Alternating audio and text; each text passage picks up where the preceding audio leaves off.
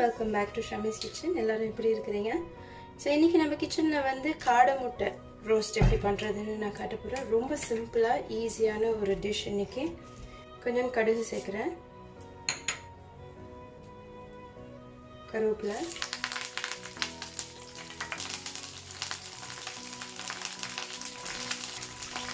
சின்ன வெங்காயம்,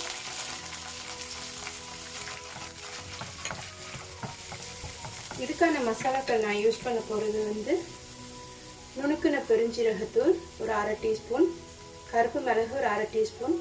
இது வந்து கார்லிக் பவுடர்.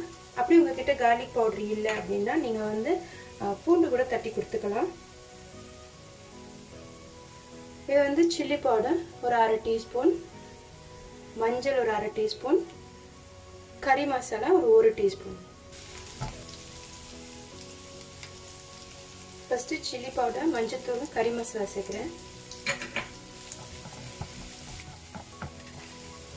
நல்லா மிக்ஸ் பண்ண அப்புறம் பெருஞ்சீரகம், பூண்டு பவுடரும், கருப்பு மிளகும், தேவையான அளவுக்கு உப்பு,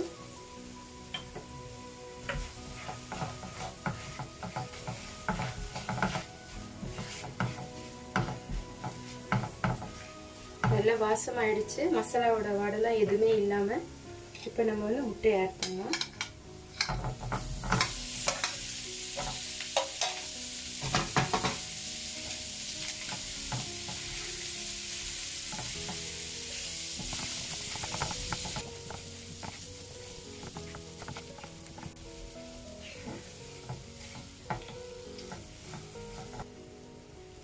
நல்லா மிக்ஸ் பண்ணிட்டேன். இப்போ வந்து கொஞ்சம் மல்லிக்கீரை தூவி விட்டுருவோம். கொஞ்சம் நேரம் அப்படியே இருக்கட்டும், ஒரு 2-3 மினிட்ஸ்க்கு. ரொம்ப ஈஸி, ரொம்ப சிம்பிள், ரொம்ப சீக்கிரம் ரெடி பண்ணிட்டேன் நானும்.